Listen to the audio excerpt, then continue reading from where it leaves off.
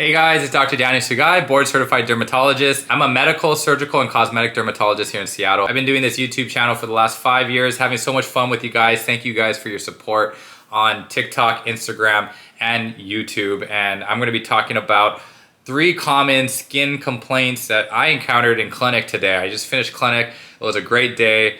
And I love my patients. And I always say, treat your patients like family. How I would treat my mom, my dad, my grandparents. It was a great day. Some things came up that reminded me of some videos I saw online on my TikTok For You page or Instagram Reels Explore page. I've been seeing videos on these complaints. So let's jump into them. So today we're gonna be talking about tech neck, crepey skin of the neck and the legs. And also we'll be talking about easy bruising of the arms you might see in your older patients say. None of this is medical advice, it's all education.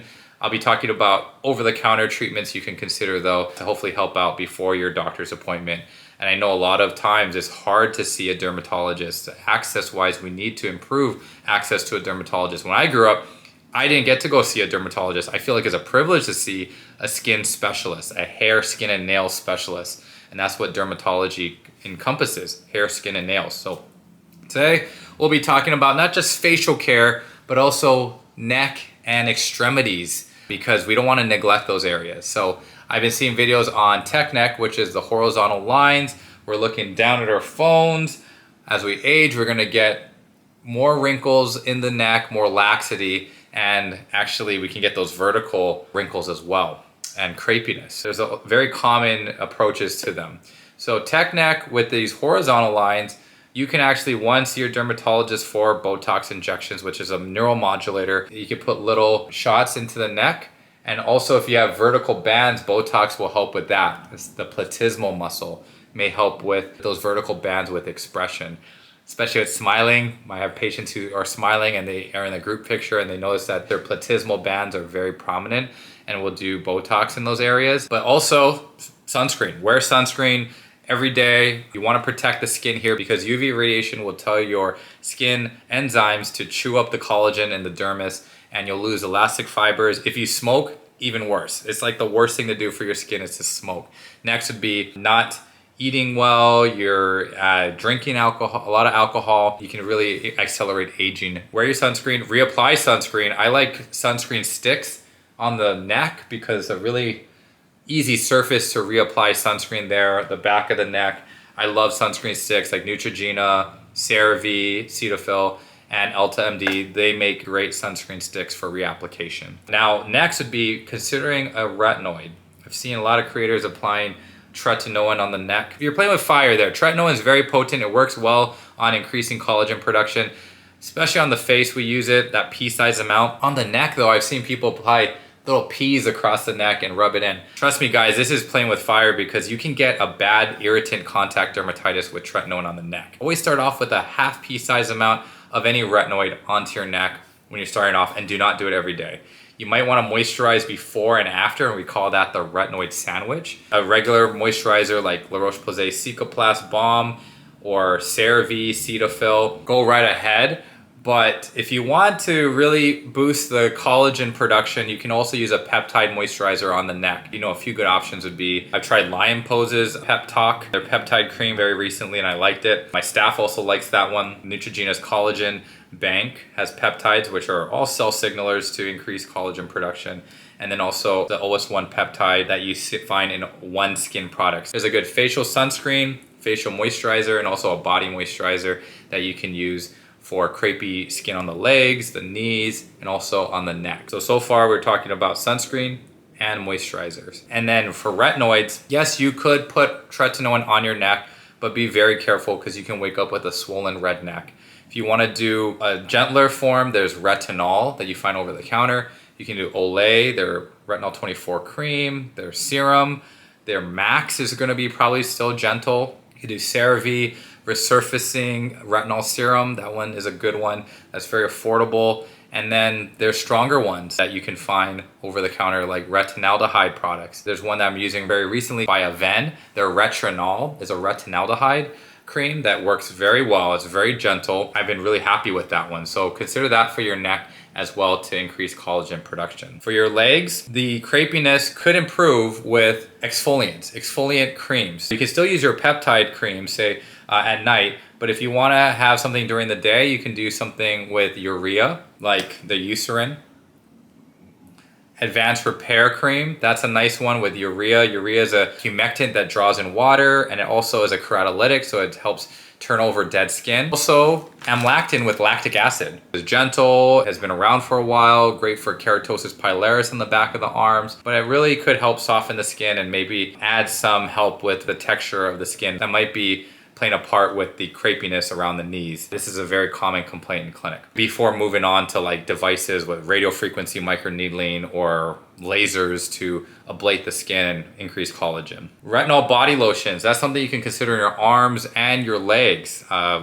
Things that you can consider over the counter. First, the retinol reset. There's also Cocokine. They have made a nice retinol body cream. And another body lotion that with retinol would be Naturiums. Those are 3 great options that you can consider for your legs, your arms. Apply that at bedtime as like a nice moisturizer. And they're so gentle, you don't have to apply another moisturizer over it. But if you want to follow up with the peptide moisturizer over it and layer it over it, that's fine with me. Sunscreen onto your extremities. Do not neglect the hands, the back of the arms, the legs.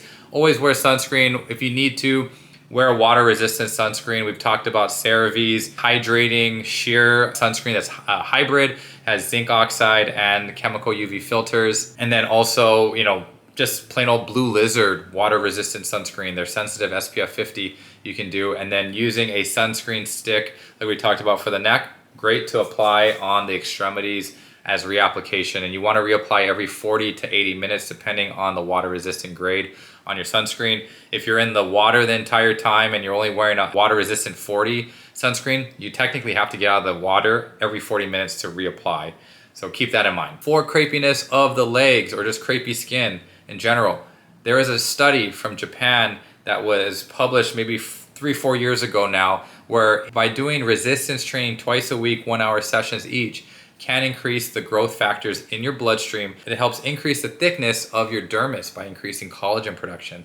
So by throwing in weights, resistance bands twice a week, you could help with fine lines and wrinkles, but also the crepiness. And for my patients who've lost weight, say they're on a GLP-1 inhibitor medication, or they're actively losing weight through diet and exercise, they have skin laxity and they ask about crepiness. In that case, I say building muscle mass is very important. Muscle mass building increases fat burning, and they've also found studies that if you do get cancer, God forbid you ever get cancer, but if you do, you can actually improve survival by increasing muscle mass. So I always tell my elderly patients that increasing muscle mass is a good idea, and it could help with your skin as well by throwing in a little bit of weights, a little bit of resistance training as tolerated, of course. And they've shown it in a very reputable journal that it can help. They took blood samples and skin samples and they were able to prove this. So just a really cool fact there. We're gonna end the video with easy bruising on the arms, the legs. I see patients after age 60 and they start getting the easy bruising on the extremities, where just leaning on a shopping cart, they'll notice they'll get a big bruise that sticks around for like a month in those areas. And we call that actinic purpura. The sun damage over time on the backs of your arms will cause bruising. And that's why I tell all my patients, these young females who are looking at the UV index and they're gonna go out when the UV index is really high for that efficient tan. And they always say, doctor, but I'm not getting a burn, I'm just getting tan. The tanning over time will add to the damage. That cumulative sun damage will not only increase your risk of squamous cell carcinoma, skin cancer, and potentially melanoma, but also will age your skin and turn it into a leather bag. So I tell my young patients, please, please, please, even if you don't have that burn, you still are increasing your risk of skin cancer and also aging down the road. And it's not nice to have purplish red bruises on your arms all the time.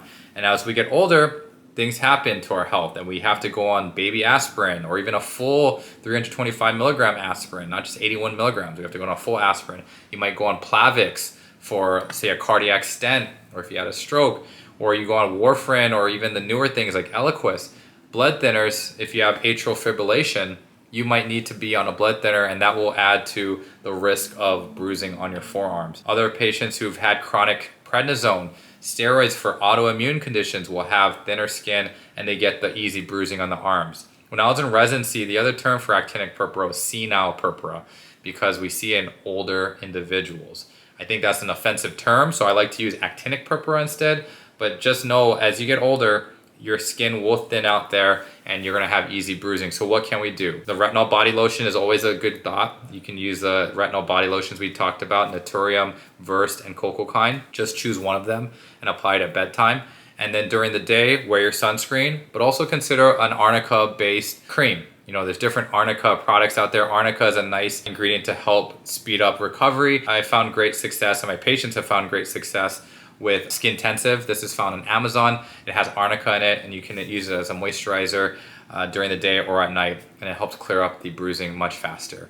So good job to Skintensive for that cream. That's doing well for my patients. I'll have links to the products down below, okay? Please hit the like button. Please share with your friends who are into skincare. And thanks for hitting that bell notification. And thank you for subscribing to the channel, guys. I appreciate your support. Every one of you, I appreciate. And I hope you guys have a nice fall season, okay? Take care and peace.